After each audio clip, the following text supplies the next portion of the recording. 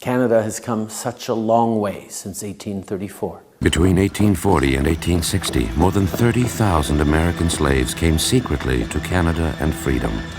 They called it the Underground Railroad.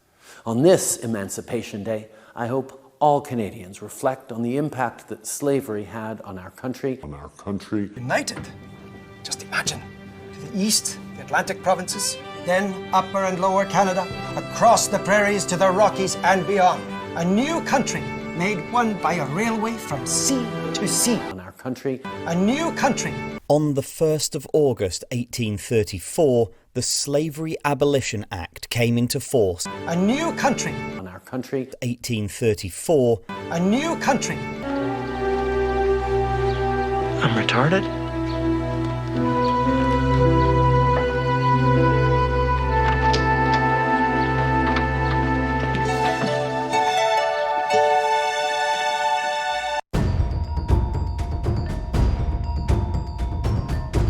Good evening. You're watching government-funded news. The Prime Minister and his cabinet took to Twitter this week to celebrate Emancipation Day and decry Canada's history of slavery. Well, wait a minute.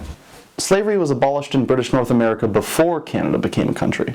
Well, you still need to feel bad about it, okay? So just shut up and feel guilty. Well, shouldn't we be celebrating the fact that our country had laws against slavery since the very beginning? Well, that's a stupid idea. Everyone knows the best way to unite people is to constantly remind them of their differences.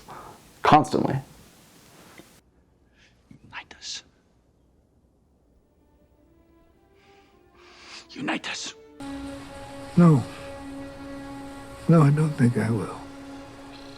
Undocumented foreigners in Canada could number as many as 500,000, according to estimates by Immigration Minister Mark Miller's department. The minister has called Canada an open country and said the reality is that we simply don't have a choice. An open country. That's fine, we'll just keep bringing people in and somehow that relieves pressure from the system, paradoxically, so that'll help.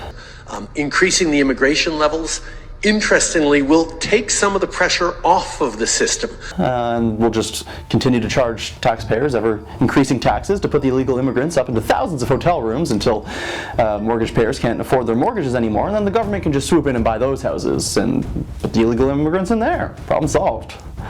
At least then they'll have a toilet to use, not that they all will. This TikTok account claiming that her friend witnessed a group of beachgoers using their tent on the beach as a toilet. So she was pointing out to me this is where they filled it in and she personally seen them using it. This and several other videos. Oh, jeez.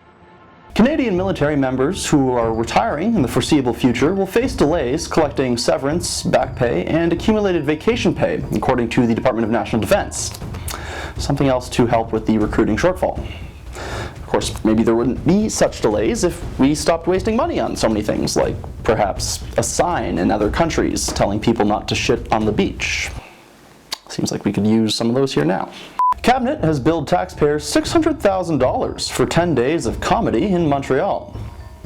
Only $600,000 for comedy? I wish. We'd pay more than that for a bunch of clowns. You've been Ottawa. Well, that's all the time we have tonight. Thanks for watching Go FU News. And remember, if you like to fly the previous flag of Canada, one which Canadians fought and died under during World War II fighting actual Nazis, then you're a hateful racist white supremacist. Good night.